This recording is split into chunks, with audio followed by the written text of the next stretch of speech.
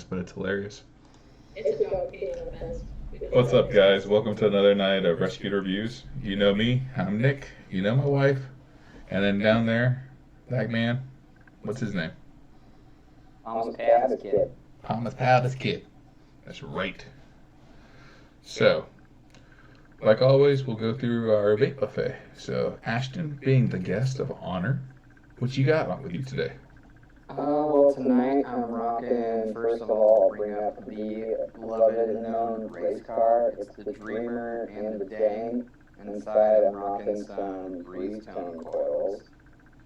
Next up, I got the Unicorn Vert. Can't really see it in this light, but it's a really cool metallic-y plum-looking color. It's called Misty Burgundy. And on top of that, I'm rocking the Asgard Mini with some more breeze tone coils inside because breeze tones are light. And then lastly, but inside, I will have to mention, inside the Asgard, I'm rocking some Vulcan. Oh, it's a From good the boy. family over at Rescue. So, yeah. Then lastly, rocking the custom coated clutch. It's a violet flat with flat black panels. Ooh. And on top, I got the Team 24 Pro with some more breeze tones inside. So, yeah, with that, I will pass it off to Nick. So, I actually have a decent amount tonight. Like always, the Bang. Inside of the Bang, we have the good old Nico, the Snickerdoodle Custard, which will be, if everything goes according to plan, the label should be here this week, and we will be sending everybody's orders out on the 17th like promised. Then, inside of the grip, always faithful and trusty Ben. He's a good boy. And then we have something new that I received today. Actually, both me and Kelly received today. We got our Vert. On top of that, we got the Axial Pro. Inside of there, we have... Where did it go? Benthol. And then the last but not least, we got the Doom with an Apocalypse on top. And then inside of that, something brand new that will be released soon, maybe. Hopefully. Want to see what it is? Well, that's all you Your get. pause game was on point for that. Yeah. So, up to you, babe. What you got? Okay, so got my witch.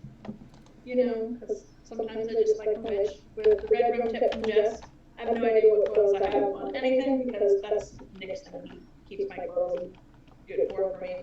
I got some 12 Monkeys Kanzi inside of that because one thing I love is going back to the flavors I haven't had forever and just reliving that first experience of trying it again. And I just really like that flavor. It's pretty good. And then I always have some Vengeance because he's my go-to favorite boy. And I got my brand new Vert with an Axial Pro because, it's lovely. And then on my knees today, on my legs, I got some of that rescued CBD because it's the only reason I'm in this room right now. That's all I got. Nice. Yeah. So, what we're going to do is we will run through the rest of the stuff before we start talking about you, Mr. Ashton. So Yay. Start thinking about everything you want to tell us. So, you've seen the show before, Ashton, so you know how we usually run it. We're going to do the Critter Corner. Yay, critters! So, with that, Ashton, Kelly usually gives us a little bit of advice. And then, on top of that, we start talking about the Pups of the Week, which should be actually showing up right now. So, go ahead, The love. Pups of the Week are from Idaho and Ashton's neck of the woods. Woohoo. It's a shelter. It is one of the largest shelters in Idaho. It is 100% no-kill. So everything that they have there is there. So they're all looking for homes. Every animal you see on there is available at this moment. On the 19th, they are doing a free cat microchipping. So if you have a cat and you're in the area, go in there and get your cat microchipped because one thing you'll learn if you have a cat and it gets out, if it doesn't go to an owner and you don't claim it, it could end up getting hurt. And they need to know where to take these cats back to. So go get your cat microchip just like you would your dog. So there's that. My training Dogs tip. are fucking cute. They're so cute. Like there were so many that I had to choose from. I couldn't choose which one, so I just chose them all. But so my training tip of the week, it's not so much a training tip, but it's kind of a friendly reminder. With spring coming, you have to worry about things like fleas, grass illnesses. Poop can transfer a lot of diseases. So right now is the perfect time to schedule your appointment for your vet, get your pet seen, make sure that they get up to date on any of their shots, including rabies. Make sure you get their tags updated, because this way, if something happens and your dog gets out or has an interaction with a dog that isn't taken care of, you should be safe, and it'll save you a lot of money and a lot of heartache in the long run. So make your appointments and get in to see your vets. What shelter is that? That is the McPaws. Yeah. That's what it's. What city is it in? West Central Mountains. That's probably southern Idaho. I don't know. Heck yeah, it's Idaho. Just a short drive for you, though, right? Something like that, maybe. But yeah, so they're fully donated. Like everything they do is fully by donation only. So if you have nothing else to do with your time, donate some money, donate some food, donate some blankets. Do what you can, because they need the help too. They do. So. It's cold up here. Yeah. There's my tips of the week for you. So, but we do have an update. One of the pups that we sponsored got adopted. Yes. Nice. Yes. So Mr. Buddy, I don't know if we ever showed you guys a picture of him, but he was an older puppy here at the Hancock shelter.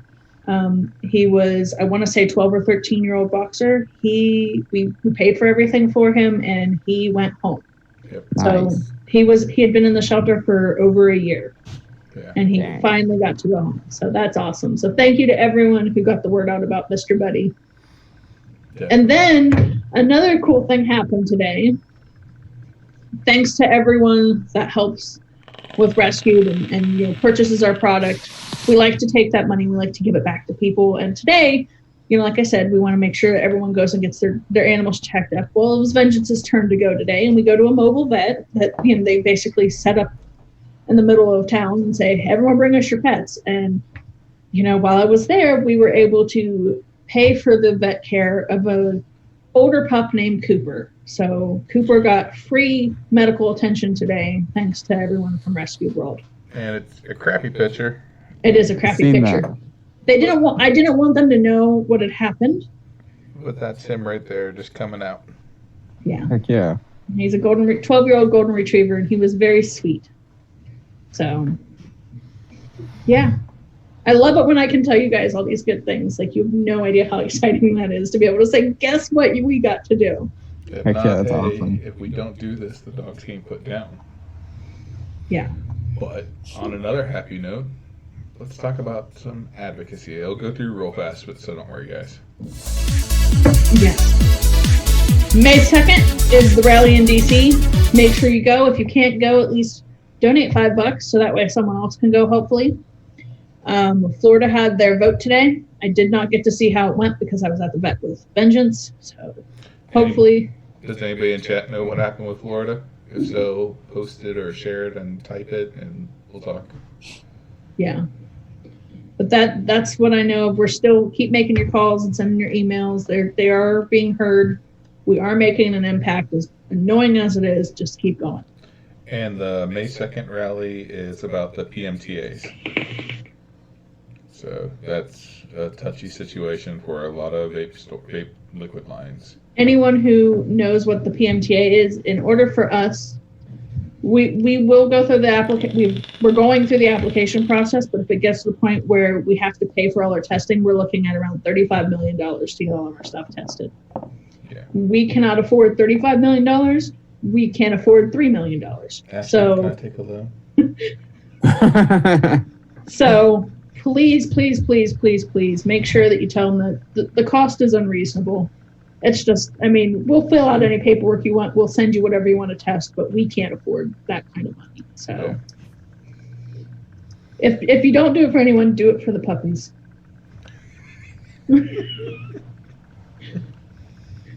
Yeah. So, with that being said, now it's time for us to get personal with Ashton.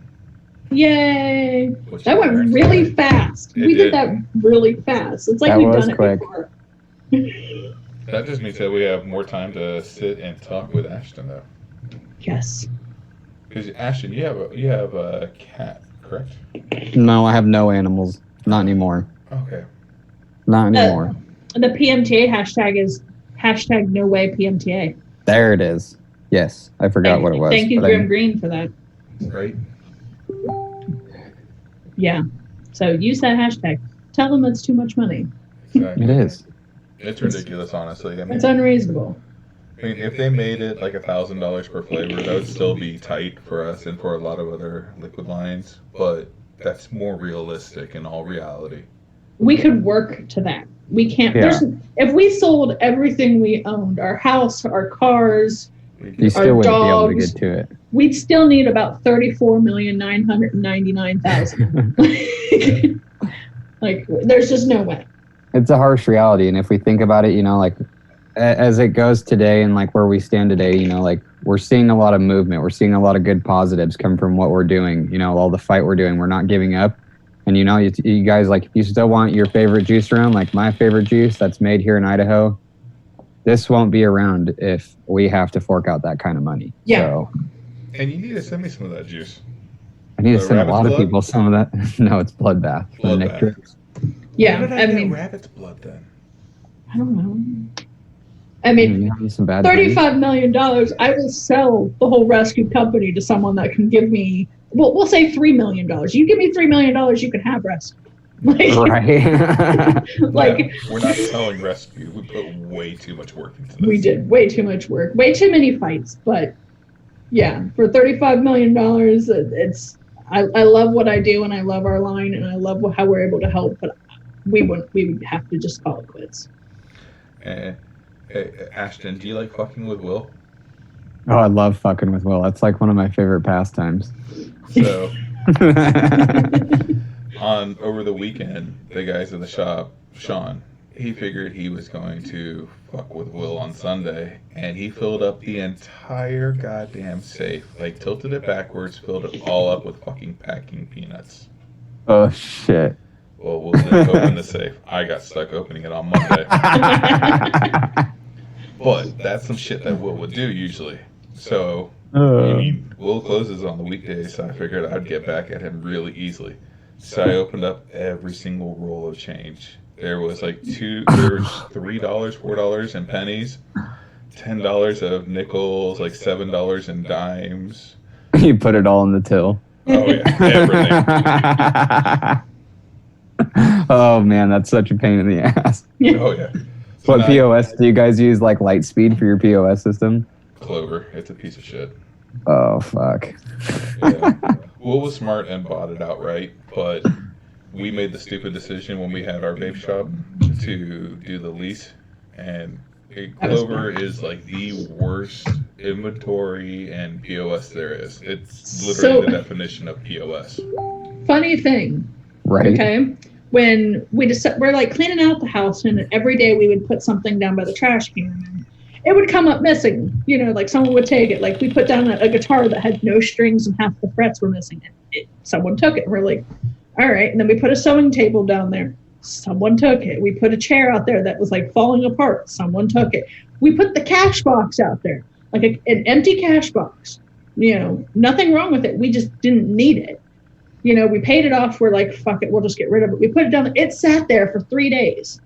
I'm like, people are taking like broken shit, but they won't take the cash box. And it's like we were like, I wonder if anybody's kind of crack it open and then just leave it there and be like, all these assholes. It gave me an empty cash box. Like, we put something else with the cash box and put the cash box on top of it, and it was like a box of wedding stuff, like Yep. old wedding decorations for a wedding that we didn't actually have around here, and they moved it off the box of wedding stuff and took the wedding stuff. I'm like, that's a cash box. Like, I don't know what you'd use it for, but it's a cash box. Nope. Yeah. Oh man, It was, people I are was strange. like, what is wrong with this neighborhood? Like, we put a door out there that like had a hole in it and was missing chunks, and that came up missing. Yep. We're like, we're like, I mean, people around here will take anything out of the trash except for a fully Will's just eating it all. functional. Like, who knows? I'm Maybe sure Will. it's not fully functional now. I'm sure they smashed the shit out of that. Probably, There's money but in like, it was a working catch box. Like, there was nothing wrong with it. there. We should have put a note in there. Haha, you got fucked. I mean, normally, like, people came up and knocked on the door and asked if they could have the door, and I'm like, I don't care. It's by the trash can. Like, you walked up 14 steps to ask me if you could have this busted ass door that I'm hoping the trash man will take. Like, I don't care. But yeah, 3 days. 3 days. A fully functional, perfect looking cash box sat there. No one touched it. Weird. I was like, what the hell? But I mean, our trash man wouldn't have taken it anyways because it wasn't in a bag. Right. Our trash man is weird. Like, we have boxes sitting out there. They're empty boxes. He won't take them because it's not in a trash bag. That's weird. I'm like, dude, it's still trash.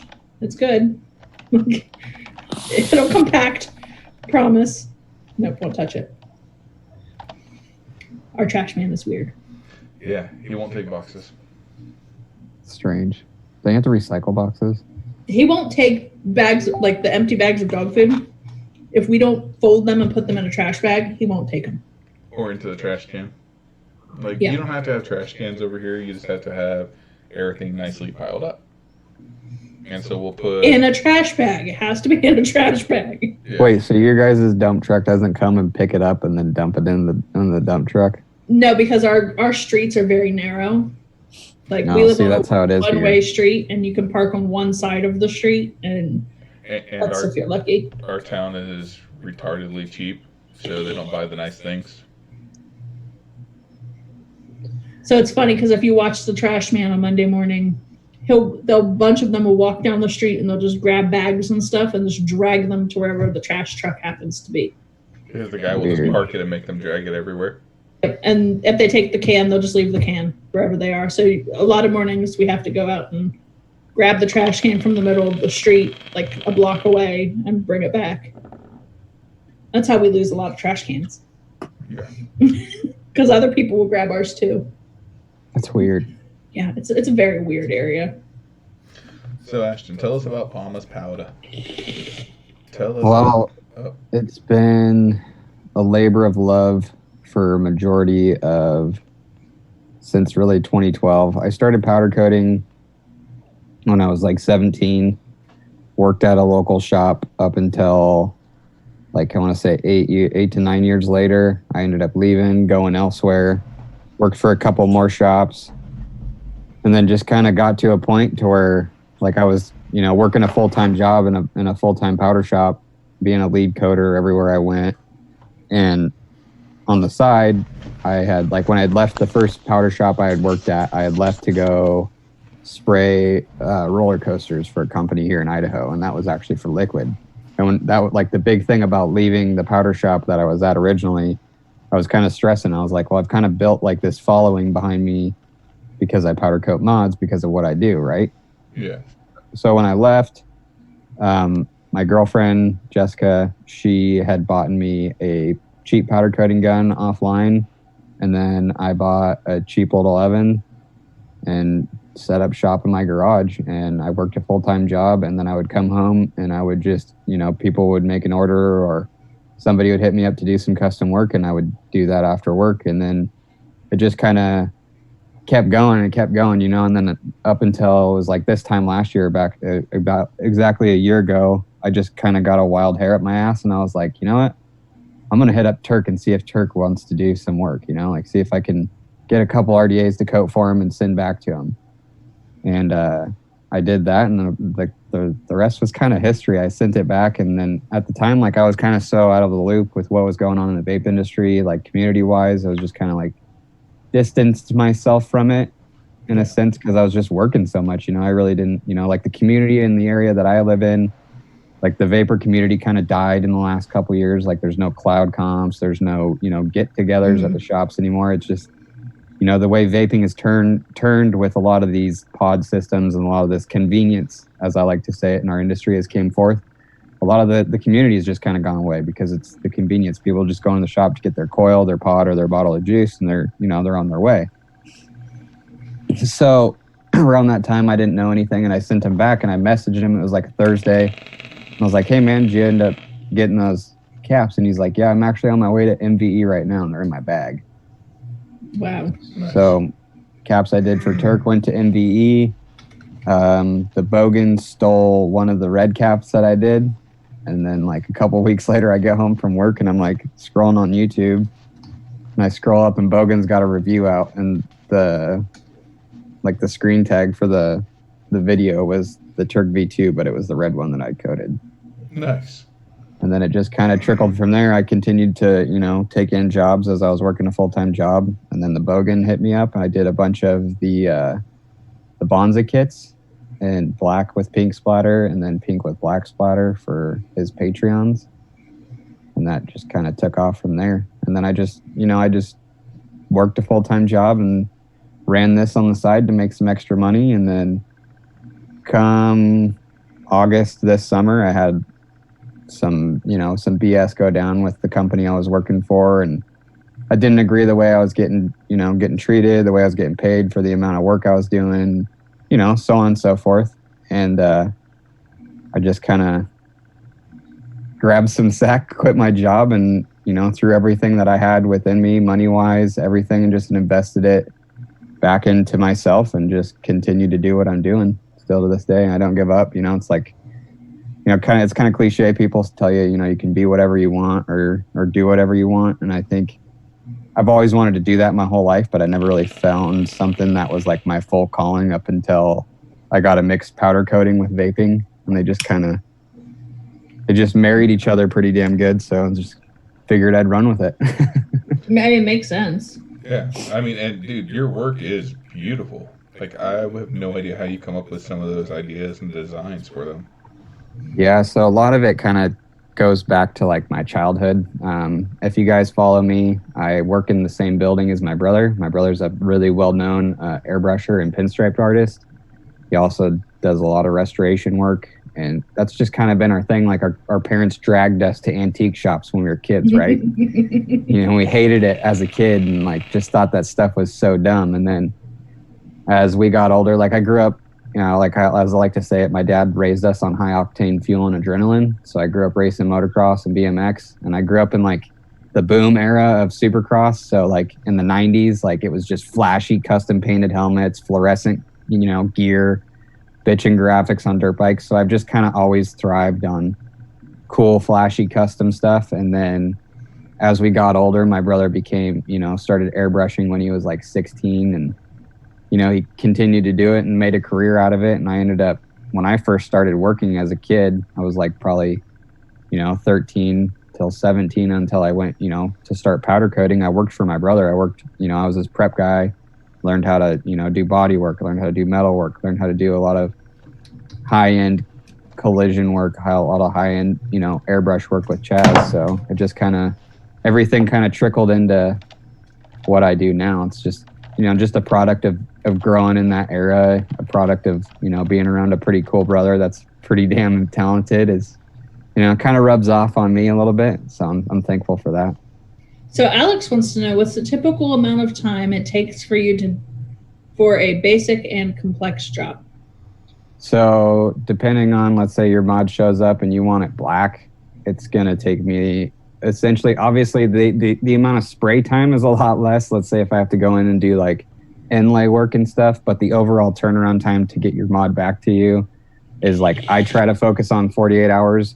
Obviously I can't achieve that if I have a huge job on the plate. Let's say if I have a big cap job from Turk or Homeboy, or if I have a big mech order from Unicorn like I just did now, like some stuff kind of gets pushed to the side for a little bit. Obviously if I'm doing colors that those things are going, I'll throw it in with that job. So it's not really a big deal.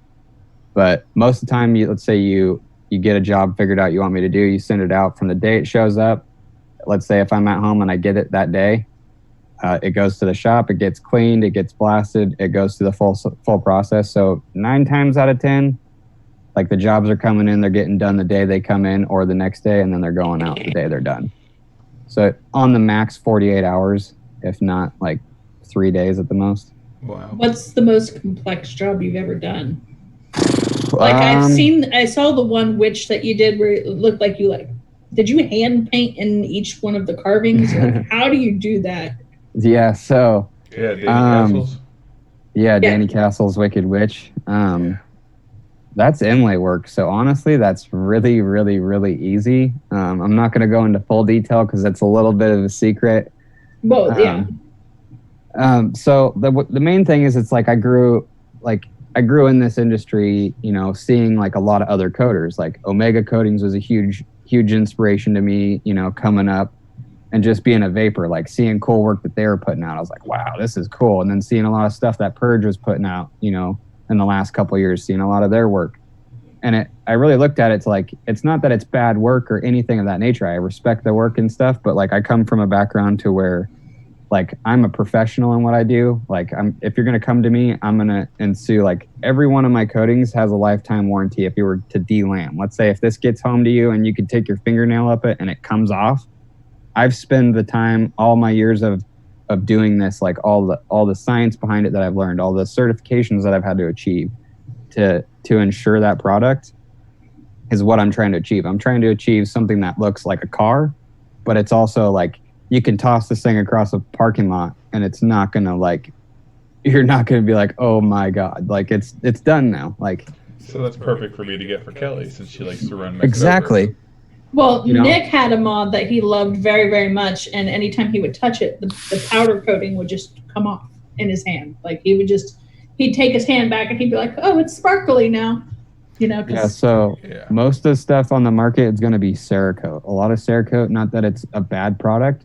Cerakoting is intended for certain things. Like Cerakote's badass. Like if you take solvents to Cerakote, it does not do anything to it. It will not touch it. Like if you take solvents to mine, it can dampen it, it can dull it. But there's a difference. Like when mine comes to impact resistance, when mine comes to adhesion promotion, like there's a lot more stuff that goes behind mine compared to just degreasing something, blasting it, and then spraying paint on it and letting it dry. Like mine goes through the full process. It shows up, it gets degreased, the inside of the tube gets sanded out and cleaned. So when the inside, like when you get your tube back, the inside of the tube is going to look far more better than it did when it even came from the factory, unfired. Yeah, Will's was phenomenal. So like what I'll do is it shows up, it's raw, it's nasty, it's dirty. I'll degrease it. I'll go inside. I'll polish the inside, clean it all out, make all the threads look Gucci, deburr anything that the factory didn't deburr. And then at that point, everything's clean, everything's dry. It goes into the blast cabinet. It gets blasted with garnet. So I use a garnet. It's like a sand material. I'm using 100 grit garnet. So it's leaving me a killer profile to where my paint can bond to my metal. And then at that point, it comes out, gets blown all off, gets cleaned, gets checked. It needs to be sanded. It'll sand it. And then it'll go in the oven. It'll get outgassed. In our industry, it's called thermal cleaning.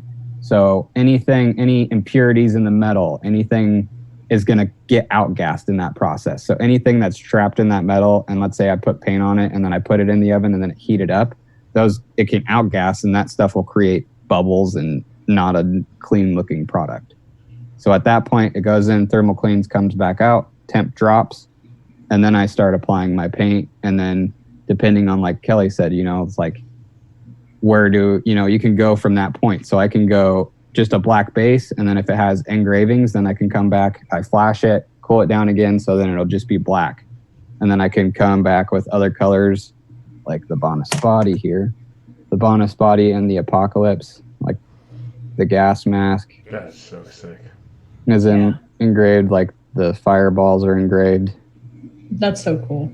And the cool thing is it's a dry powder. So what happens is they take, like these powder companies, they'll make it's like plastic, it's a polymer. So they'll take a polymer, they'll add a pigment, which is color, to it, and then they'll add flowing agents and curing agents to it and grind it all up. And then it comes to me like flour, like ground up flour.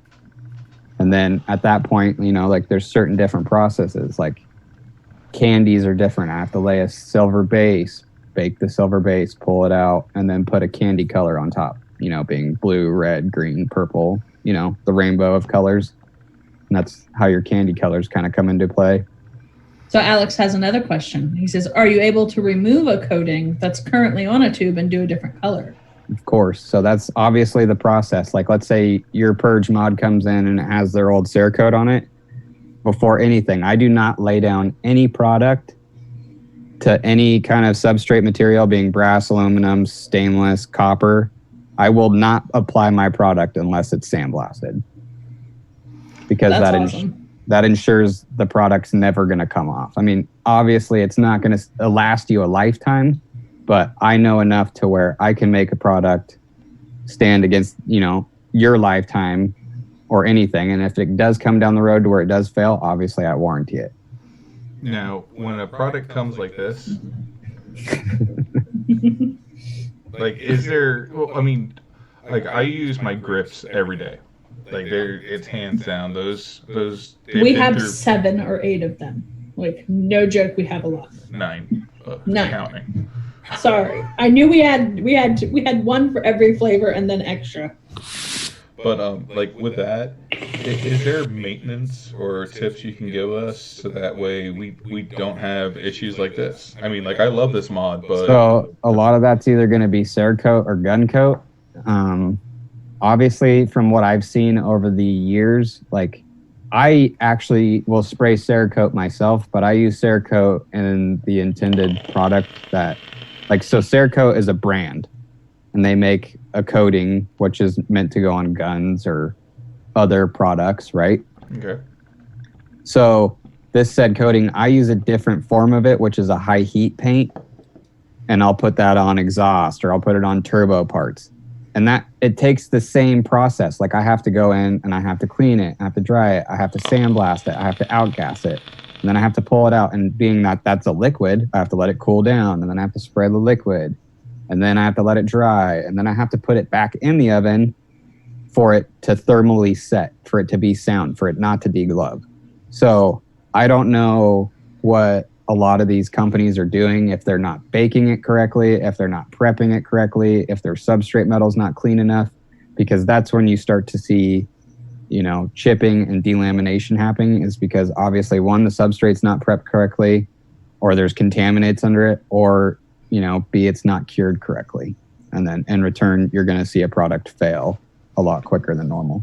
So if someone comes to you and says, hey, I have this vert and I want it red and black, do you make the call, or can they specify, I want black pinstriping or red pinstriping? Like, can they actually design it and you just implement it?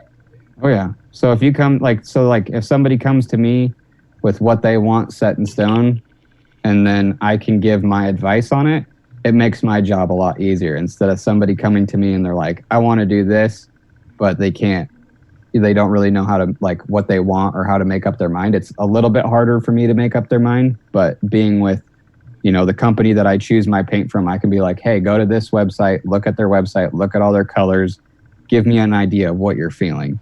And then in return, like, that's like the benefit of my job is, like, I get to sit down, like, when somebody wants to really do something and they come to me and they're like, okay, I want to do this, this, and this. I get to sit there and pick their brain about what they enjoy, what they get off on, what their favorite colors are.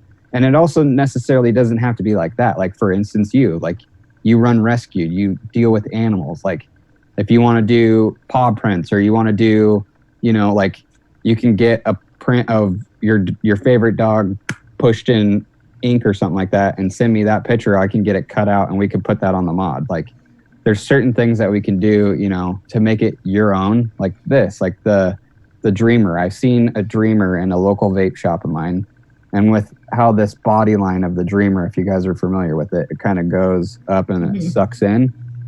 I seen that Dreamer and I was like, oh my God, I have to do like some weird body line car paint job to this thing, because it just screamed, like, I don't know, it just screamed it to me, like, there's certain mods with certain lines and stuff that I'm like, okay, here we go. It's just some days it comes from nowhere, and other days it just comes from years of looking at things.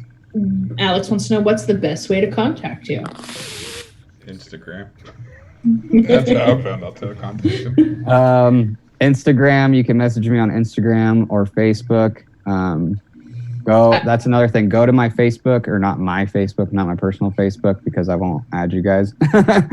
But I have a Facebook group. It's Palmer's Powders. It's like a community group. I set it up as a group instead of like a business front, because like I felt like I wanted to make a community with what a lot of us our vapors are going through right now. Like we get on any social media platform, it's just bombarded with this huge echo chamber of advocacy stuff. Like, not saying I'm not about advocacy stuff. Right, but sometimes it's... I live it, we breathe it, we're all doing it as a job every day, and I want a place for vapors to go to where they can see cool stuff, they can post cool stuff, they can talk with other people.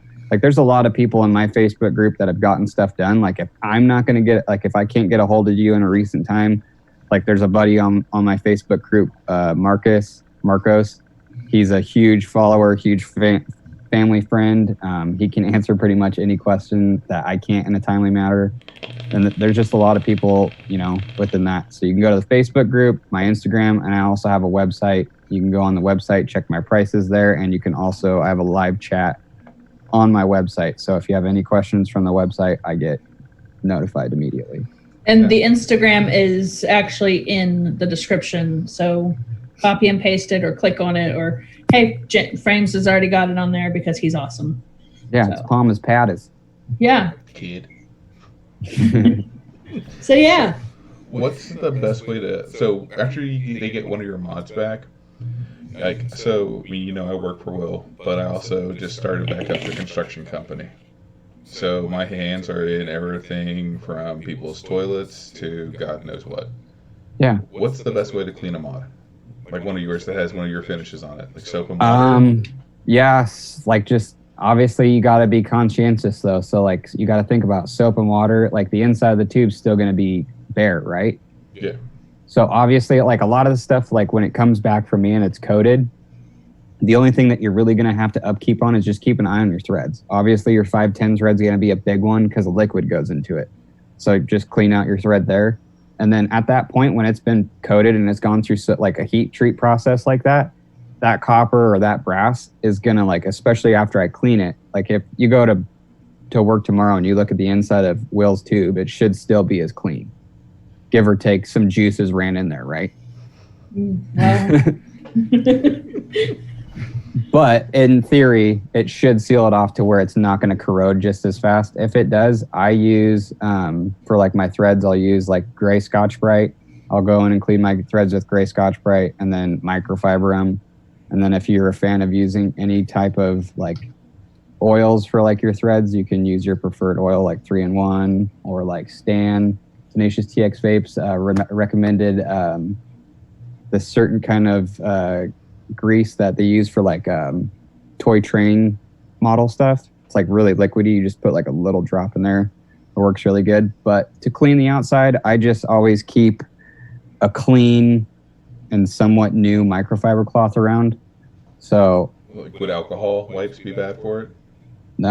Just stay away from any chemicals. You don't really have to anything, like if you take a microfiber cloth, get it maybe a little bit damp, or take like paper towel, get it damp, or you can even, if you're fast enough, just clean it, wash it out, soap and water, dry out the inside really good. And I just use a microfiber cloth because let's say this has been coated probably 6 months ago and it still looks as shiny and as clean as it did the day it came out of the oven. Like, you're not going to see any dulling or any fading. Obviously, let's say you work with solvents, or you're a painter yourself and you work in a paint department and you deal with solvents all day. You're going to be conscientious not to touch the mod with fucking lacquer thinner or acetone or, you know what I mean? Just like you would your car. But yeah, mistakes happen. Yeah, microfiber cloth and some warm water. It doesn't, you can even take a microfiber cloth to this, dry, and do this, and it's going to buff it out like a paint job again. Do you have a favorite piece that you've done? That's kind of hard. Any job that really comes in that I get full reign on, that they're like, I got, I want these colors, but I want you to do your thing too, is really fun. I want to say like the most recent was like that electric blue to teal fade tenacious unicorn that I did. I love the snakeskin looking ones that you just did. I think that you called them snakeskin or... Oh, the poisonous frogs. Yeah, that's it. Poisonous frog. I thought it looked like snakeskin. I was like, yeah, those are really cool. Yeah, the red and black one you should have called the rescued ones. Yes. Yeah. Now, those look like they're kind of textured. Is it smooth? Yeah, still? so that's going to be a textured vein finish. That's so cool. So you don't feel the texture? Oh yeah, you do. It's like okay. It's like really wavy and and grippy and tactile. So it's cool. Like that's why I kind of did it on the verts. That was something, if you kind of scroll down into my Instagram, kind of back into the days of me doing like real powder coating work, as I like to say it, at a real job. I did a lot of that color. It was silver vein. So it's a silver vein base. It's just one color. You spray that color down, you throw it in the oven, and there's the product itself does that whole process to where it comes out and it looks all crackling and weird. And That's then so cool. You either clear it with just high gloss clear or low gloss clear, or you can add any other candy color to the top to make that vein said color. Like every time I go and rewick Will's mod that you did for him, I always think there's fucking juice on it because of how smooth it is. Yeah, that's kind of the downfall of like a high gloss finish. Is like if you get a little bit of liquid there, you're like, ugh, it's all slippery-ish. But other than that, like my favorite finish is like a semi-gloss black or anything semi-gloss. I like to mix it obviously with candies or a higher gloss color because it gives you that cool two-tone effect. Okay. Would is there a specific finish that you'd ever recommend for anybody to do or to stay away from? Like is matte better or high gloss better than one or the other for any particular reasons? So you got to think about it in this aspect. So the flatter you go in a finish, there's less UV retention in it. So the less UV that you have in a paint, it's going to be not as glossy. So the more gloss retention you have in a paint, it's going to be way more stronger to the sun. It's going to be way more stronger to other things. But then again, in return, like let's say semi-gloss black, the certain semi-gloss black that I use is probably one of the toughest like coating like black that I've ever used out of anything, because it's just super strong. It's like I've done a lot of wheels for it, a lot of big gates for it, just tons of stuff. I've used Cardinals BKO8. It's a satin black. A lot of the satin black that you see I do is that from that company. And it's, in my opinion, I want to say it's like the toughest just against everything. It impresses me a lot because it's like I've done a lot of impact resistant tests with it. I've done a lot of chemical spray tests with it, and it just doesn't fucking budge. Okay. Well, go for it, babe. I just want to know what your favorite color is.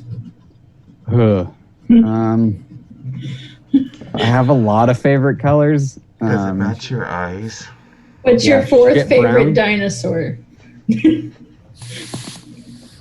Tyrannosaurus Rex. Your fourth favorite?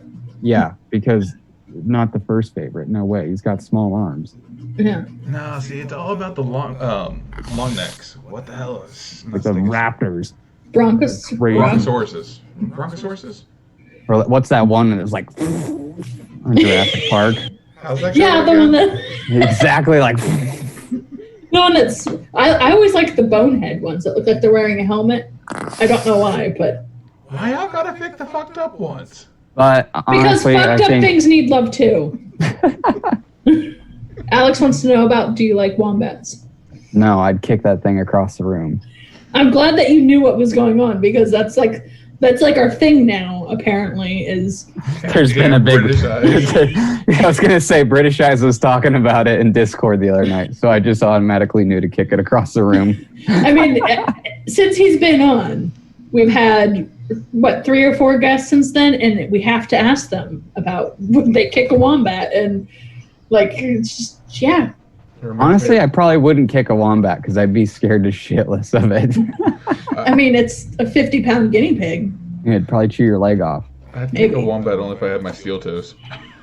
Because- I'm really skinny, and it wouldn't take much for that wombat to hurt me. So We were like really thinking about doing a wombat kicking contest at the NVE, but I talked to Wittenberg and he was like, "Listen, that's probably not safe, so you can't do that." And on top of that, our booth is right next to. Evidently, they're having cars at the show, Yeah, our booth is like right next to the cars, so so I can see a wombat going through a car. yeah, sounds like fun. yeah, and it wasn't gonna be I a don't real want to pay for one. that. Yeah, But I will answer. My favorite color probably right now will have to be this misty burgundy that I've been doing. I have it on my vert, and if you guys seen Frames Janklin's DS that I got to corrupt with a RDA for vaping on top, we went flat black. Wednesday Adams, I believe Yeah. is what he calls it. I named her Wednesday Adams. I'm already like looking at like my mods, like trying to figure out which one do I want coated, what colors, like, and there's so many. Like, I'm a colorful person. I know my hair is black, but it used to be blue and purple, and I've had it pink, and I've had it like all the colors, but I had to start adulting a little bit more, and so I just went with black. But I'm like, I need colors. I don't know. Like, could you do like an 8-color rainbow? We could try. That would be weird, but also really cool. I'm gonna go broke.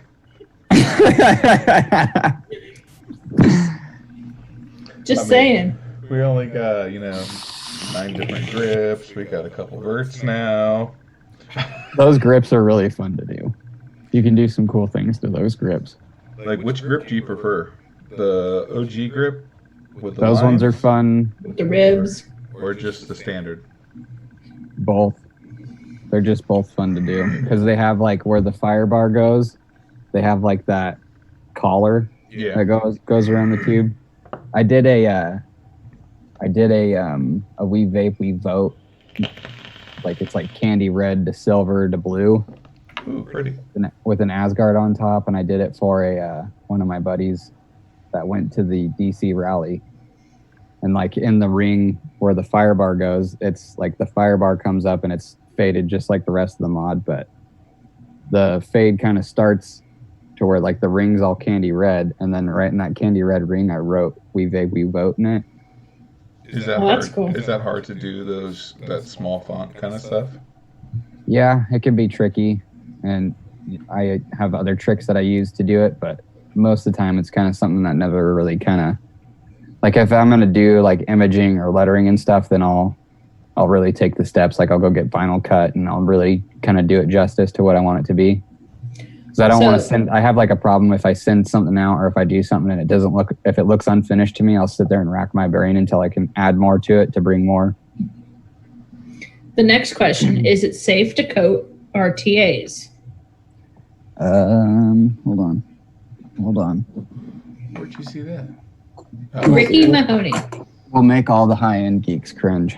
I don't know. What'd you do? Coated a dwarf and a stratum 0. Okay. So it's possible. The only thing that I do say when it comes to tanks, if you do unscrew like most tanks today, most rebuildable tanks, the base with the deck has like that press fit airflow control ring in it, and those kind of I have never coated an RTA like that. I've been curious to try, but I don't want to coat something and glue shit together. Right. Makes sense. But like that RTA was, fully disassemblable, so I could take out the Ultim piece, the deck, and all that stuff. Is there a mod that you want to do, like you haven't done yet, and you're like, I really want to get my hands on coding one of these? There's been quite a few. Obviously, I want to do one of like the Death Wish infected boxes really bad. I just anything with a lot of engravings and stuff, any inlay work that I can do. I really like to set myself apart from like did you see the Suicide King I did for Poon Sauce McNasty? Yes. That was one of my favorite ones. That took that took like a majority of a good 5 to 6 hours. Wow. Because there's like the sword is chrome. So if like you see the mod itself in person and you turn it, the sword shimmers like a stainless shiny sword. Wow. I don't think you should say people it took 5-6 hours because we figure it takes you a hell of a lot longer than that. If you want to know what my shop rate is, I can tell you my shop rate. I mean, he's No. fast and he's effective, and that's what matters. But the only thing that took me the longest is because if you look at that job, it's like he's got a crown on, and I made the crown gold, and then his face is candy red, and then the sword coming into it has like blood strips, so those blood strips are red, and then the sword's chrome, and then his hand's candy red. So it's like I had to come in and I had to lay his face, like the base to his face and his hand down. So it was like silver in the hand and silver in the face. And then I had to flash it. So I had to go back in the oven and it had to melt. And then I had to come back out and then I had to put red in it, which was transparent red. And then I had to flash that and then pull it back out and then put the chrome in where the sword was at and then flash that, pull it back out, cool it down, and then put clear in there so that chrome doesn't go bad. And then flash it again, pull it out, put the gold in his crown. And just because I'm sure someone's going to ask at some point, you can't do anything that has a computer or anything in it, like no regulated. Yeah, so like for all the people out there that want their Odins done, they can be done. But when it comes to me disassembling this and soldering it and putting it back together is where it's going to cost you. Because if you send me a $200 mod, yeah, you maybe want it black or you maybe want it just a semi-easy color. It's still, I got to take this all apart, take all the internals out of it, and then I got to put it back together to where it won't fall apart and it can go back in the sandblast cabinet. Because like I did the bogans, and when you open the bogans, everything on the inside still looks factory. So not that I'd want it, but something like this. I wouldn't do it. Okay. just saying. Not that I'd want that Because like, well, you got to not... think about it. Like, think about like the drags. Like, I have tons of people ask me, "Can you do my drag?" And I'm like, honestly, I probably could, but you got to think about it. One side has like a big, resin sticker in it, so that resin sticker has to come out. And it's like you got, that's why you see me doing more so a lot of mechs, and I'm trying to bring like this community. Like, not saying that there is no mech community, but I want to see it thrive again. You know what I mean? I want to see the hobbyist market. I want to see these coil builders, generate work again, because it's kind of died. I feel like since 2016, we've watched the slow declination of this community crash, and it's like, if I can do a little bit to get people excited about, racking their brain about learning something again, and like, I don't know, like there's far more enjoyment when I get to sit here and I have to like geek out on something and build it and drop the coils in and wick it. And, it's just like, it's this buildup of things that, once you finally reach that vape, and it's just like ultimate satisfaction, it's like. Yeah. So Denise wants to know if you could coat a Delrin. No. So Delrin is plastic and that will melt. So just as a heads up, if you drip Benthol on top of the Snickerdoodle, it tastes really, really bad. I mean, guava lemonade on ice and Snickerdoodle custard sounds not good. I was going to say, it might sound good. No. No. Like, Nico, I've accidentally dripped the Snickerdoodle with my Vengeance. So, Snickerdoodle custard and banana caramel candy. It's not horrible, but it's not like, I'm going to vape that again. It's just like, okay, that was stupid. But you know what I think I'm going to rewick. I'm going to rewick the Blotto tonight and throw some Benthol in it. Yes. It's real good. Mika and Nico together is actually a good combination. Yeah, because it's peppermint. Not guava lemonade now. Not guava lemonade ice. So is there more guava lemonade in stock yet? Oh, yeah. Yes. Okay. It is back in stock, so anyone who has been waiting for it, it is good to go. You see the bookcase right there? Sweet. It is stocked with 700, well, not just that bookcase, but the bookcase and those boxes. 700 and probably give or take 50 something now. We had so Threes. many that Nick had to have it sent to Steel Valley instead of our house because our UPS guy won't bring it up the stairs because there were so many boxes. He would have just left it at the bottom of the steps. Yikes. Yeah, like I'm trying to figure out where to put the other bookcase in here so that way we can get Nico in the office. You might have to lose a window or a fridge. That, and so update, if you guys have watched any of the old videos like me on the green room or me on the Omis, there's the story that James was telling about his Kennedy, how it came to me and then it got lost in the mail somewhere. So I figured that all out. Everybody now can ship to my shop. My shop address is on my website. And if you guys, for some reason, can't get a hold of me, you can think outside the box. My phone number is on my website. So if you actually called me or send me a text message, that's probably going to be the quickest and simplest way to get a hold of me. So now that everyone knows, everyone send pictures to Ashton. Like And I'll block your phone number. Random pictures. Like, hey, there's a random porta potty over here. Can you coat this porta potty? Dude, I mean, I just took a shit in this toilet, and it's like the perfect like shape and size. Can you coat that for me real fast? So when I turn off my DMs on Instagram and people have a really big freak out, You'd be like, it's because of them. They did this. you can Rescue. find my phone number somewhere. Like I'm super okay. So you're coding. You know, I'm a critter person. I have a million critters. Yeah. Would you be able to coat something like Dog bowls? Well, I mean, dog bowl would be cool, but like one of my snake houses. What's No, the they're snake house plastic. made out of? Oh yeah, they're plastic. But I mean, we could get a metal one. They're snakes. I've Like, done a lot of animal cages over the years. Like I did a lot of like bird cages. People would bring me their old bird cage that has like been powder coated years ago from the factory and it's all delambing and rusting and stuff. And they'll bring it to me and I'll blast it and redo it. I've done a ton of bird cages over the years. Okay. I mean, I know you couldn't do like the plastic little dome houses that you get from the pet store, And the but cool thing is I can also order powder coating that's antibacterial.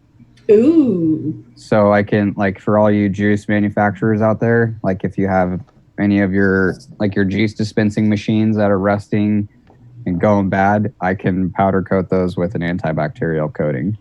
So like a lot of those coatings are actually used in hospitals. So like a lot of the hospital beds you see that are painted like that gray. You're color. gonna get all my money. Like all of my money. So like I could powder coat a mod and bacteria could not grow on the mod. Like germs would touch like your hand. You could touch this and then the germs from your hand would die. I'm just gonna start creating a list of things. Like my whole office is gonna be powder coated because I'm like already thinking, oh, I need to do this and I need to powder coat that. Like if I sent you a tank, like a cage, like an actual glass tank, could you powder coat the sides of it and like all that stuff? Because that would be cool. I mean, if you were to build like a tank from scratch and you had like the metal trim pieces, I could do that, and then you could set the glass in that and stuff. So Big Red Nico will drop if everything goes smoothly. St. Patrick's Day, March 17th. Nice. And then Alex wants to know if you could coat him. I mean, if you want to sit inside a 400-degree oven, let's go. You get a nice tan. Yeah. Dave wants to know, could you do car rims? I'm assuming probably. So right now my oven's too small to do wheels and stuff right now. So when I jumped, like when I quit my job, obviously, the big thing is like when I finished all the Bogan stuff, like the money that I made from all the Bogan stuff got reinvested into my business, and that's what paid for my booth and my oven. So Okay. now we're in, like now that I've gotten all these jobs from like Turk and Dwayne and all this stuff's getting so much bigger and I'm getting all these bigger orders, I'm starting to feel the effects of outgrowing my equipment already. So we're actually in the process right now of bringing in a 4x4 by 6 foot oven. So now I'll be able to do wheels and all the sweet razor parts for all the people that have side by sides. And Then all Dave that can cool get stuff. flames on his rims. Yeah, so wheels will be like my big bread and butter. Like my goal is after like obviously I get into rims, I want to do because my main goal to start my own shop is to not be competing with any of the companies I've worked for in this town, because they cannot provide a service that I can do. None of the shops can do the two-tones or do the two-tone wheel combinations that I can do. Nobody in this area can do what I can do. So I just kind of I jumped into this to make a company that caters to the people that, like the mom and pop people that are doing, custom car work, or people that are, want their wheels done in a sweet color with their spokes a different color. Like, you can't go to a powder shop around here. Most of them will laugh at you and say they don't have time or you don't have the money to spend for it. So I want to make a shop that's directly driven for custom powder coating and just high trick stuff. Like, obviously I've taken coating mods to a different aspect. Like, I've looked at a lot of these companies. I've looked at a lot of the coatings, how they come from the factory and stuff. And not to say that they're bad coatings. A lot of these coatings are excellent. They're all executed very well. But I've also, I wanted to just achieve this point to where I could create that same finish quality, but have it way more durable. Mm-hmm. So that's just where I'm at. And it's, I've got a good 5-6 years into just learning and creating a process on how I code a mod. Have you ever coded something that wasn't vape related that you're just I just want to see if I can do it? Oh yeah, tons of stuff. Like, me and my brother just restored a 1800 Singer sewing machine. Ooh. And we've looked everywhere online and we have not found one Singer sewing machine that's been restored with powder coat. Nice. I restored, he had an old 50s Craftsman vise that looks like an anvil and stuff on the end. I painted it candy red. What other weird shit have I coated? Yeah, what would you say the weirdest thing is that somebody's ever asked you to coat that you've been able to?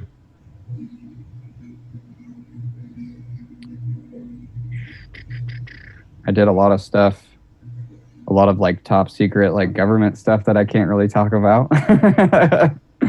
I just need to know, did it go to Area 51? No, it went out of orbit. I'll just say that. Okay. Nice. But that's all stuff that I did when I was under a different company. I've done a lot of strange stuff. I've done a lot of artwork, a lot of yard artwork, a lot of big. There's so the town I live in, if you go downtown, there's a lot of sculpture art. I've powder coated a lot of big name sculptors' pieces over the years. Pretty much anything that you can think of, I've probably powder coated it at one point. I've done old clawfoot bathtubs. I've done old porcelain sinks. I don't know. I really dig off. Honestly, I really enjoy restoring old stuff more than anything else. I love just taking something that's super old and making it brand new again. That's really my biggest passion. Is there anything just in general that you're just no, don't even ask, I'm not doing it?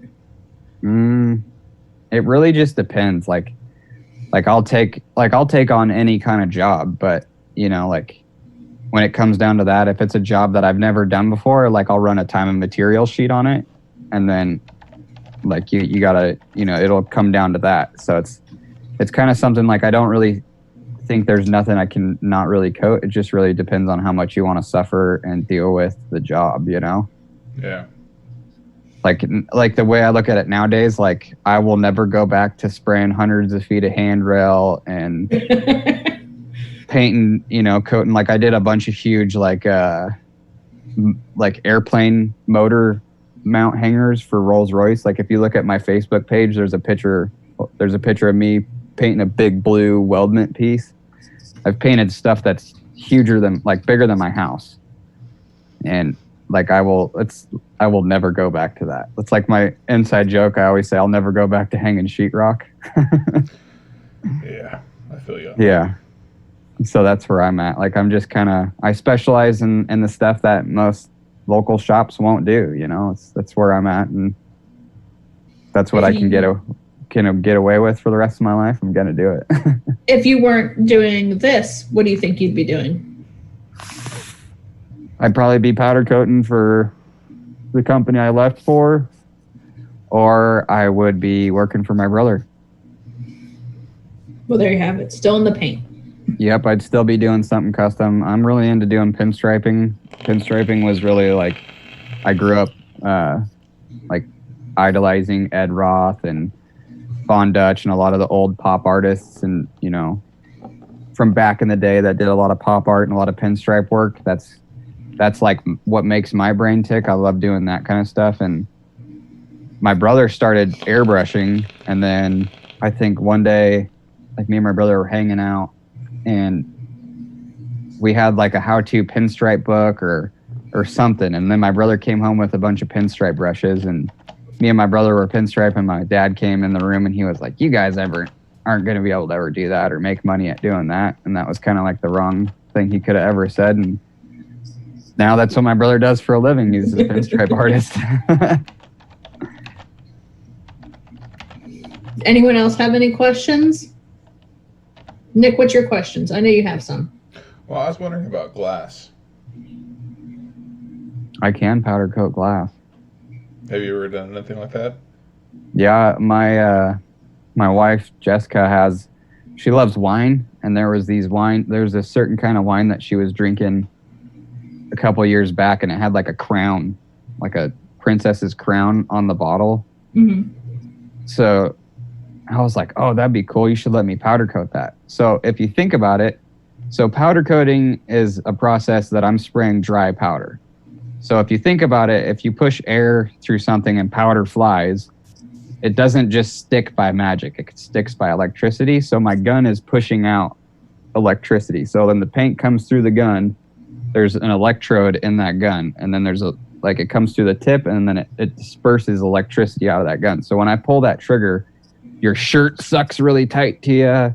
Your hair starts tickling you, and your hat, like, it's just like you took a big rubber balloon and you just rubbed it all over yourself. So in that sense, your part is grounded. So like in my sense, I hold the mod with I screw a 510 screw into the 510, and I hold the mod and I spray it. So when I hold it, I'm grounding that mod. And then when the paint flies, the paint sticks to that because that part is grounded technically. Okay. And then once that part goes in the oven, it melts and it flows out and it gets all nice and hard, and then comes out of the oven, and there's your finished product. Alex is wondering what the typical time to actually put the powder coat on is. About 5 hours, you said? No, so that just depends. Like, so let's say I'm laying one color, it takes a matter of seconds. Okay. And then once like the powder's on the mod, and then I go back. So like, let's say I'm spraying this dreamer. I have this dreamer all the way together other than the button, and everything's gutted out of the button. So I'll spray this mod, and then I come back, and I'll take my Coil Master ceramic tweezers, and I'll hold the 510 pin, and then I'll take those tweezers and I'll push it into the battery, and then I'll just squeeze and twist, and the button housing will release from the mod, and then I'll take the button housing out, look at the button housing, check and see if there's any overspray on any of the threads, any on the bevels where you don't want any paint, and if there is, I'll get it off. And then check in the inside of the tube. If the inside of the tube's clean, it's good. The button housing gets screwed back in to where it will not touch. Like the tube, like let's say right now it's touching right there. Yeah. Like let's say if I painted the mod and then threw it in the oven like that, you would not be able to unscrew that again. Makes sense. Like, does the powder ever, you heat it up so it's melting, correct? Yeah, so like once the powder is applied, it goes into the oven. Let's say if the job is complete, I sprayed the mod, everything's been wiped and completely clean, and then all you have is just your powder stuck to the mod dry. It goes into the oven, and it's in the oven. Let's say if I'm just doing black, it's in there. Everything cures for about 25 minutes, depending on substrate thickness. So rule of thumb, if the substrate thickness is an inch thick, like if I'm spraying something that's an inch thick of material, that piece has to stay in the oven for an hour for it to cure properly. So the substrate has to come up to temp to like 400 degrees, and then that substrate has to stay at 400 degrees for said time limit. Okay. And then once it comes out of the oven, it drops temp, and once it's dropped temp, it's completely done. Now, do you ever have to worry about like drips or colors running or anything like that? Oh, shit, yeah. So like candies, anything that you're doing 2-color processes to. So like obviously I'm spraying a mod and I'm spraying it cold. like let's say if I do like handrail or if I'm doing a wheel, I'll pop that sucker in the oven, get it up to 400 degrees and let it sit there for like 20 minutes. And then I'll pull that thing out of the oven and I'll start applying powder to it. So the powder's melting instantly. So when you're seeing the powder hit the product, it's melting and it's looking like I'm spraying liquid. And then at that point, it'll be completely covered. I'll let it drop temp, turn the power down on my gun, turn the air down a little bit, and I'll turn my powder up. And then I'll come back and I'll recoat the product. And then I'll hit it with a flashlight, and you can look at it with a flashlight. It'll be dry, and if it's not dry, you'll still see shininess through it. So you want to cover up that shininess, and then obviously at that point, the wheel or whatever product will go back in the oven for a final cure, and you'll have at least like anywhere from, like if you're consistent throughout your whole coating process, you'll end up like on the hot coat, you'll end with like 2 mils, and then that final coat, you'll end up at like 4.5. Have you ever got hurt doing this? Oh, fuck yeah. Like my fingertips, like I can go into the kitchen. Let's say my wife's cooking something. I can grab a whole oven sheet out of the oven at 400 degrees with no gloves on. And it won't burn my hands. I can't really feel it until if it's like too late. Please do not do that. Yeah, I don't suggest doing it. My hands, my fingertips, are like shot from sanding and working for so long. I've noticed, like every episode, I have to remind people, don't do the things that these people are talking about. I've had like last year, I had like a 16-foot handrail pop off my oven and come crashing down into my foot, and it broke like 2 bones in my foot, and my boss wouldn't help me get it fixed. Wow. Nice. I mean, I have scars all like that was a burn, like all up my arms, on the back of my elbows, from like loading up carts and stuff, like with a ton of parts and then heating it up, pulling it out, You're and spraying so the whole cart hot. skinny. That's another reason why I'm super skinny, is because like let's say in like my big industrial spray booth and I'm spraying stuff hot, like I was just explaining, that temperature of that spray booth will not get below 100 degrees. And in the summertime, if you think about it, That's and too hot. it's 100 degrees outside, it could be up to 130 degrees in my paint booth. Wow. That's Yeah, I'm boogieing, so I'm like hustling to get coverage on all my parts before it cools down to do another coat again once it cools down. So you got to think you're going as fast as you can, putting product down in a 100-degree booth with a paint mask on, sweating to death. I don't know. Like I said, I grew up racing BMX and motocross, and I just kind of like coming from that. I learned how to suffer in a sense, like, you know, racing or just trying to be in shape, or, you know, like suffering through greatness, you know, and I felt like that's what I fed off on, like putting my headphones in, putting my paint mask on and getting ready to paint a huge load of parts. And I know, I watched you on Instagram the one day just dancing your heart out. yeah, You're like, what I do every day. Yeah, someone said they wanted to see a tour of the shop one day. I said, just follow him on Instagram. You know, he goes live on there, and yeah. My plan is I have a YouTube obviously, and I want to start doing like at least just like a monthly vlog, doing like maybe a 30-minute video once a month. Obviously I'm super busy right now and all I have to record is an iPhone. I know that's no excuse, but I want to do, I don't know, just kind of like funny little vlogs, just going to work, fucking off at work, picking on my brother. There you go. So people can kind of see. Is it fun working with your brother? Oh yeah. It's a touchy subject. Me and my brother, like my brother's my best friend. My brother is really like, I owe a lot to my brother because my brother instilled a work ethic in me. You know, like my brother taught me how to work. My brother taught me everything like I knew before I walked into powder coating to make myself the best powder coater that I could be. So like when I had to go get a real job and I was, you know, I powder coated professionally for 10 years, it was painful not being able to, you know, wake up and fuck off and have fun with my brother anymore. And now that I got the opportunity to be in the same building and hang out with him every day, it's definitely a blessing, and I'm super thankful for it. You know, he is my brother. We get a little grouchy at times, and I irritate him or he'll irritate me. So I mean, that's part of having a brother, though. It's brotherly love. I have 6 sisters, and I hate them all. But I also, like, if you were to talk bad about my sisters, I'd cut you. Like, oh yeah, for sure. I hate them all, but at the same time, they're my sisters, and I can't imagine my life without them. Yeah, it's like my brother. He's in the industry he's in, you know, the custom paint world. So he's in a 10 times bigger world than I am. I mean, you can categorize myself in that same, you know, car custom world, you know, that he's in, but you got to think about it. There's 10,000 airbrushers, or there's like 10 million airbrushers to him. There's 10 million pinstripers to him. So he's just another dude in the world that's doing it.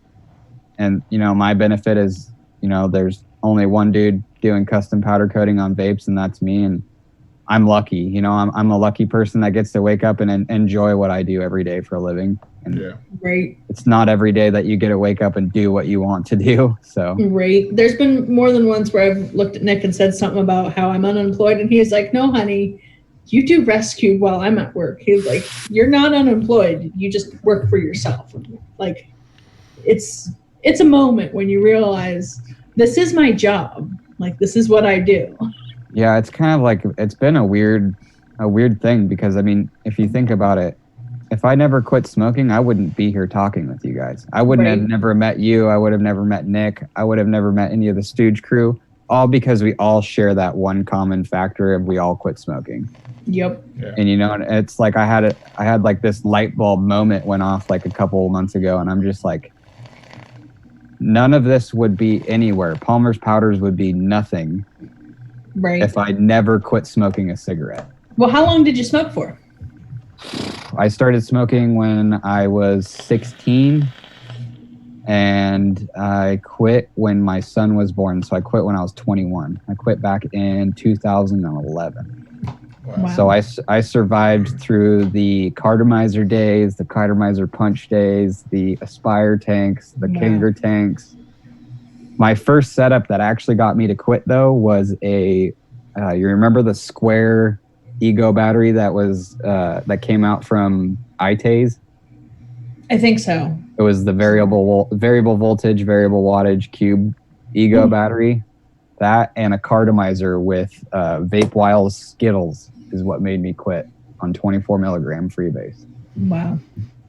Jay Blaze says you do some of his favorite Throw Down Thursday videos. Hell yeah, man! I'm glad to hear about that. So, out of curiosity, because I just like to know, why did you start smoking? Well, funny reason is, you know, growing up in the Northwest, we're not shy to the shed time. And growing up in high school, we all used to partake in shed time before we went to school. So I would smoke a cigarette before I went to class to cover up the smell of shed time. Makes sense. Yeah, and then it just turned into something else. I don't know. It's kind of like, I think when, you know, it comes from, you know, like I say, I rode bikes and like raced and stuff. I was super obsessed with that. And I think, you know, as life goes on, you get curious about things when you become a teenager and you party and you have fun. Those things become a little bit more interesting, you know, partying and chicks become way more of an importance than, you know, the things that you're actually interested in. And I became obsessed with smoking cigarettes. Like, there was just something about lighting up a Marlboro and smoking a cigarette that was so good to me. Not today. Today I'm like, ugh. Like last night I had a customer come in my shop, light up a cigar in my shop. And I'm like, did you just light up a cigar again? And he's like, yeah, what's wrong with that? And I'm like, dude, that shit stinks. Like, right? Now I'm going to smell your cigar for the rest of the day in my shop. Like, yeah. Do you ever get behind people driving and you just want to scream at them because you can smell their smoking in the car? Like, you can just tell. I feel like I don't mind the smell of somebody smoking a cigarette at a distance. Like the wispiness of like maybe like the downdraft of somebody smoking a Marlboro, I'm still like, ugh, that there's something inside me that's still like, there's still that minute craving. but like I couldn't tell you when the last time I ever smoked a cigarette was, but it's just like, I don't know. Like the biggest thing about when it came to quitting for me was there was no start and no stop to this. Like you didn't light it up and you didn't put it out. Right. So that was like the biggest, weirdest thing that I had to like get over. And then once I got over that, I was like, holy shit, it's at my disposal anywhere I want it at any given time. Like my favorite is the smell of a fresh lit cigarette. Yeah, that's what I'm saying. Like the fresh, not the smell of a dirty, like not the smell of a smoker that stinks and is like like that weird wet smell of a cigarette, Yeah. like or ashtray. Literally just lighting the cigarette right then. Yeah, the essential, and that's kind of like the crazy thing. We're starting to see a die of a generation. Like not I to used say to that I'm love sad about it, but I love the smell of a cigar, but like not the fifth or sixth cigar, like one cigar, just one. But totally unrelated to anything Ashton or vaping related. So I told you about how we sponsored Cooper, or how we paid for Cooper's vet visit today. The vet actually got a hold of us on Facebook and said, I was the lady who took your payment, and I love what you guys are doing. It's very hard for me to see people come into my clinic who don't want to fully protect their dog or just can't afford it. A big thank you to you guys. So it's all because of the people that, have supported us and what we do. So yeah, from buying rescued. And when I said to people, this is what we want to do, and when I looked at Nick, I said, I want to pay for other people's vet bills, and I want to do this, and I want to do. He's like, okay. Like at first, it was kind of one of those. Is that like, so that's what you guys do? Like you work a full-time job and run Rescued. So like the money that comes in from Rescued obviously goes back into Rescued, and then the rest of the money goes to 15% of what we get from Rescued goes towards humane societies, vet bills, dog food, anything that can be to help someone else and help their pets. Yeah, that's rad. I mean, if you think about, that's not really, that's not a lot of money, but yeah, someone's getting towed out front. It's not a lot of money, but at the same time, we're not making a lot of money off of the product. A lot of people are like, oh, well, you make. No, we really don't make a lot of money off of our product. And we're giving 15% of what we make back to the community and back to the animals. There's a lot of misconception there too for people that follow me and see, they see a lot of this cool work and a lot of this, high-end stuff that I get to be a part of. And it all may look like dollar signs and fame to everybody, but I'll tell you what, like, I'm not here to have everybody know who I am or any of that nature. I'm here for the community. I'm here for the vaping community, because at the end of the day, I'm just as much of I eat, breathe, and sleep this industry, and I'm just as much of a consumer at the end of the day as any of you guys are. So it's like all the money that I make goes back into my business and it pays my bills. That's my happiness. Like I can wake up and if you see the logo over Nick's head over there, it's the Rescued Pack. And the Rescued Pack is a combination of Pack Leader, which is one of our lines, and Rescued, which is our founding line. And what Rescued Pack does is it's the mission of the Rescued Pack to go out there and do good things for good people who deserve it. So the Rescued Pack put on the waffle for Alex's family. The Rescued Pack paid for the vet bill for Cooper, and we've gone and paid for dogs to go home so that way they're not a burden on the shelter. Our Patreon pays for dog food every month for our local shelter. So anyone who wants to join the Patreon and you want to feel like you're doing something good, our highest tier is $15, and that money goes to donate dog food to the shelter. We don't get any of it. We don't want any of it. We take it to the shelter. And we don't post nudes in our Patreon. No, we keep our clothes on. But I mean, we wanted the Rescue Pack to be not just about rescue, but it is about Rescued, about Pack Leader, and about all the animals that just need a little bit of extra help. I mean, the definition of a pack is a family. That's why it's the pack. You know, that's like, you know, at the end of the day, that's why I'm really here, because this industry at the time, like when I quit smoking, it was like, you know, like a darker part of my lifetime, you know, and I felt like I was lost. I didn't know where to go or where, you know, what I should do. You know, I was working a job. I just had my first kid. Like there's a lot of unknown when you have your first kid, especially when you're young and you're a kid yourself. Yeah. And vaping was something that it was there for me when I was bored, when, you know, it kept me out of trouble. It kept me out from going and partying. It kept me out from going and drinking and wasting my money, because I was so fixated on like, this is so cool. And like, I took a bad habit and I turned it into a hobby in a sense, you know, and it was super cool to me. And that's why, you know, like I try to still be out there. That's why I still have my DMs open. Like if anybody ever needs somebody to talk to, like I'm there, you know, like I'm here to listen. I'm not just like some robot that's, you know, out there stealing people's money to paint their shit. You know, it's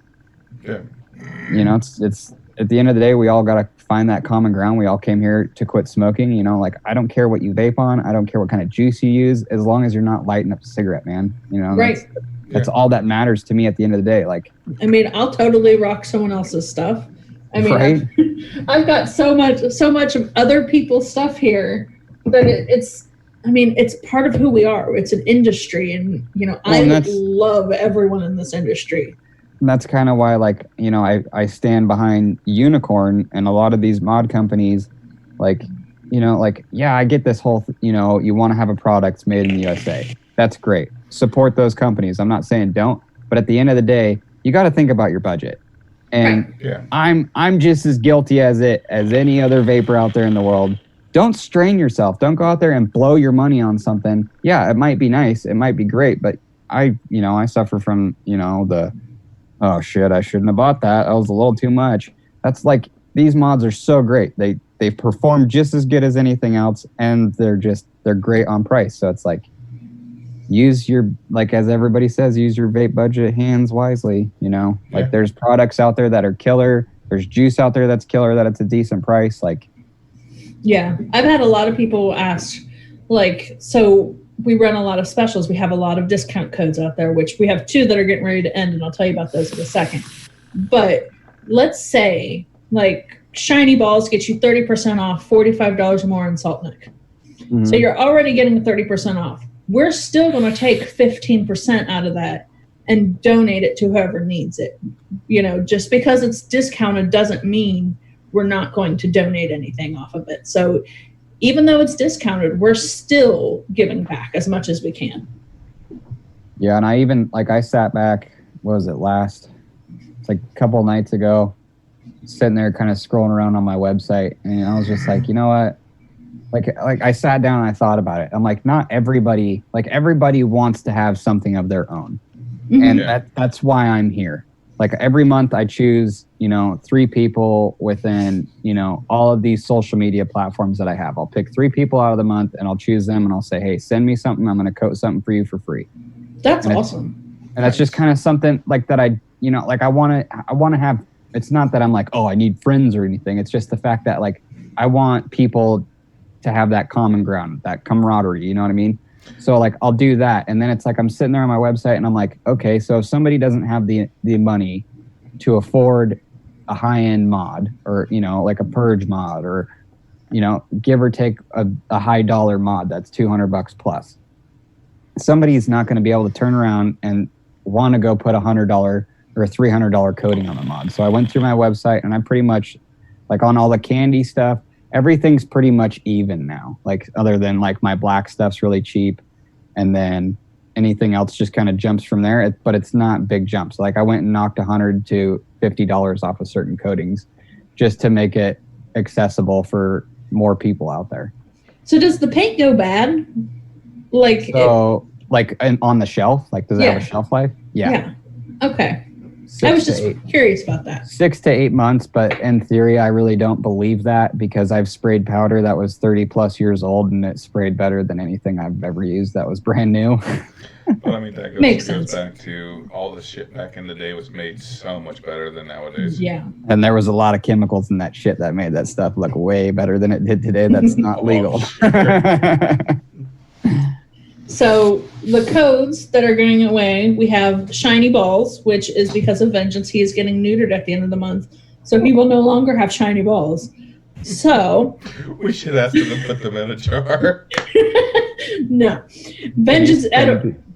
He's always had really shiny balls. Not sure why. Maybe it's just who he is, but He sits on his ass too much. No, he licks the crap out of them. He licked all the hair off. if you say shiny balls to him, he will bite you. Yeah. He will bite whoever because he thinks you're going to touch his balls, which I'm cool with that. So we wanted. Well, we did that. We trained him that way, so that way, like, if Kelly's home and somebody tried to break into the house or got into the house, like, you don't want to say sick him because they're gonna be like, oh fuck. But if you yell shiny balls, they're gonna be like, they're going to stop and go, what did you yell at me? It's like, well, no, I have pants on and I don't think they're shiny. You know, like it's more of a distraction for whoever's trying to get in. Last time I checked, they weren't shiny. And it's a cue for Vengeance that this is bad. So, but with that, I mean, we have Saltnik, 12, 18, 24 Saltnik, you know, good little bottles, nice quality stuff. It's 30% off right now if you spend $45. So $45 is about 3 bottles, and 30% off, you're basically buy 2, get 1 free. Okay. So all you have to do is spend $45 and then put in the code ShinyBalls at checkout. And then the other code that's getting ready to go away is BARK20. So if you spend $100, you put in BARK20 and we'll knock $20 off your bill. So if you were to buy one of every of the rescued flavors, so one of 5 flavors altogether, you're basically getting one, buy 4, get 1 free. So Heck yeah. anyone who's like, I'm curious, I want to try rescued, there you go. And Yeah, they go you away guys on Sunday? Yes. Yeah, so they're going away on Sunday. Yeah. Right. Well, it is 9:30, and so next week we have a very special show going on. Also, it's a collab. Yes, next week's going to be a world of chaos. Yes, it will be a clusterfuck show, which is always entertaining.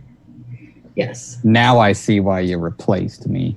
Yeah. Well, next week we are teaming up with the guys from. Go ahead, babe. And girls, Oh, and girls. That's true. I forgot.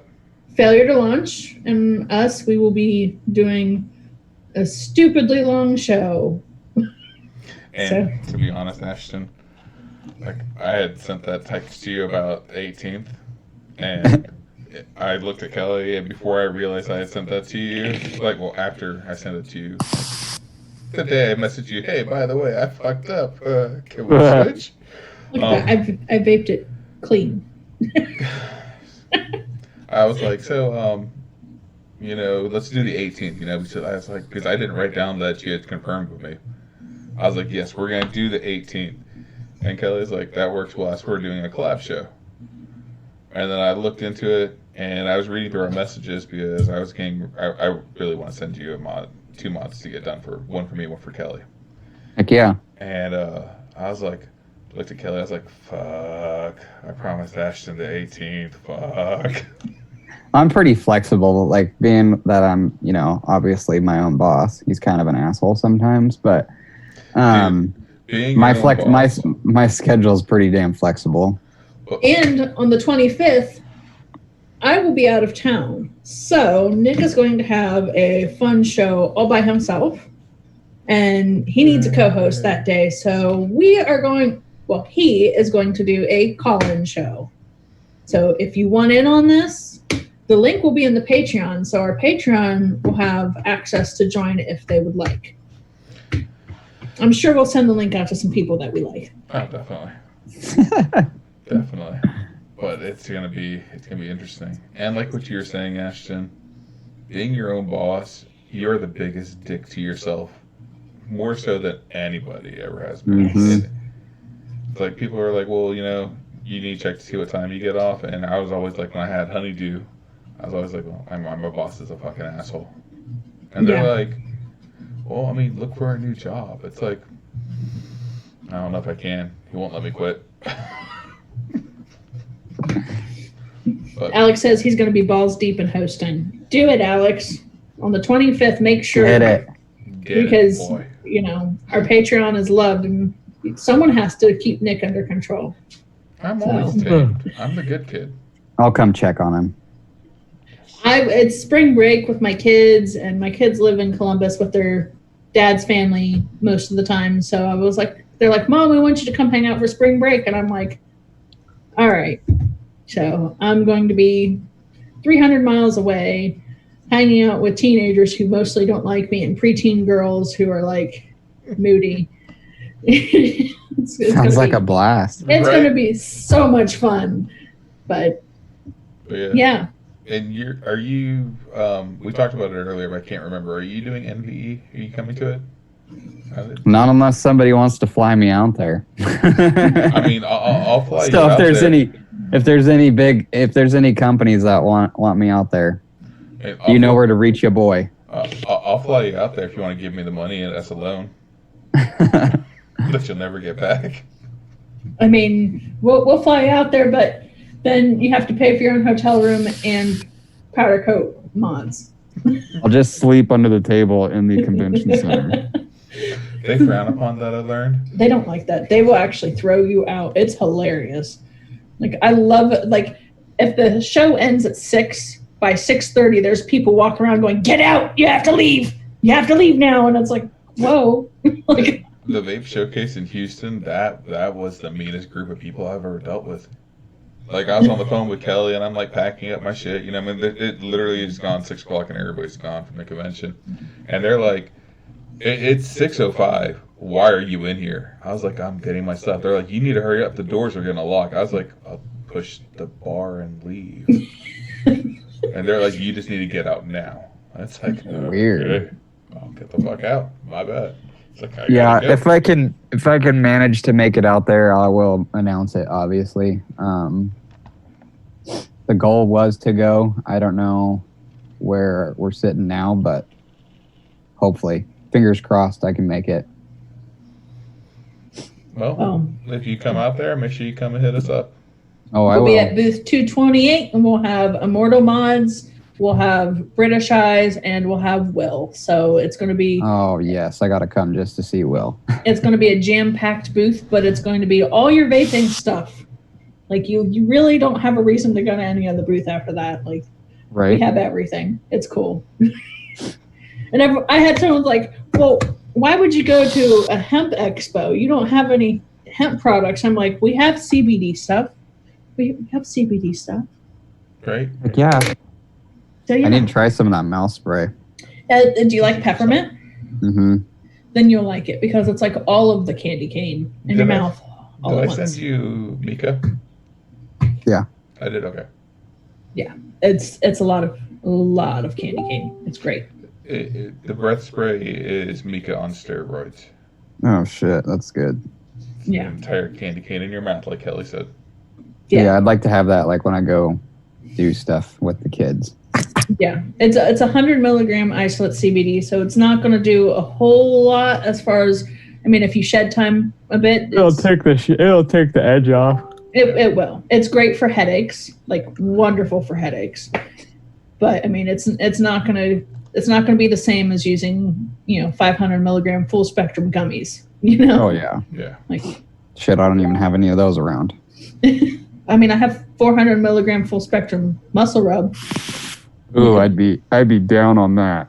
You can lick it if you want to. It's going to taste real bad. Don't. I'm good. Please I won't lick it.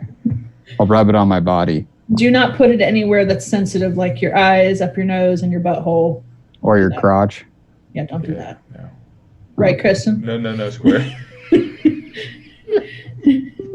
So So don't rub my eyes after I rub it on my body. Right. It's going to burn Correct. if you do.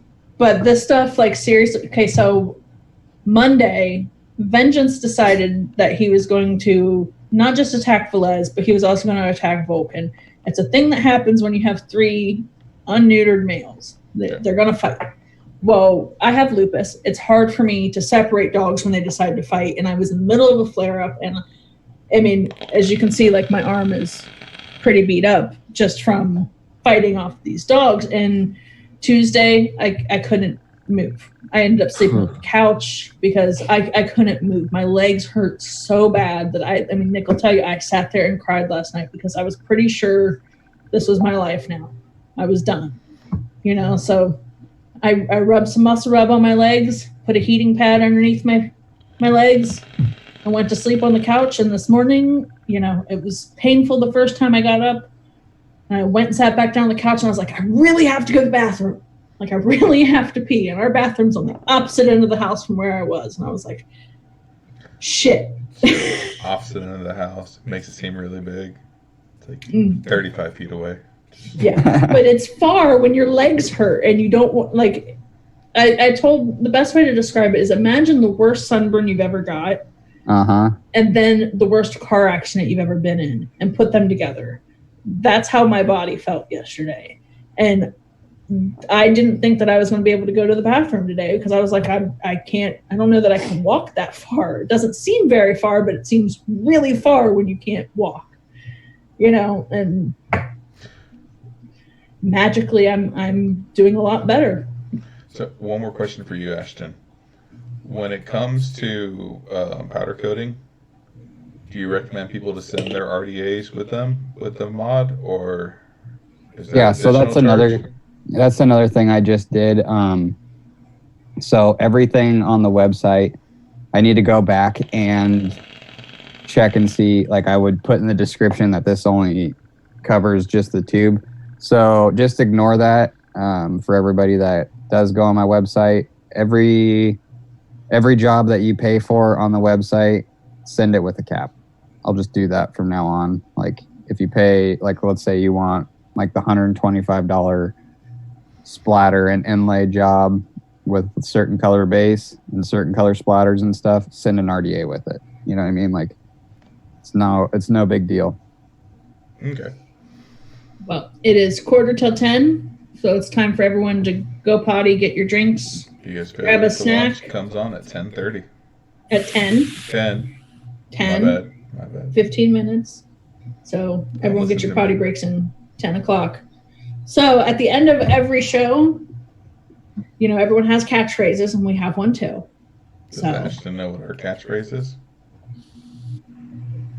He didn't know there was going to be a test. You failed.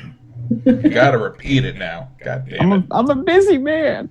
So every time we end a show, we always say, we love you and we like you. So there you have it. Well, we love you and we like you. Hey, you do know our catchphrase.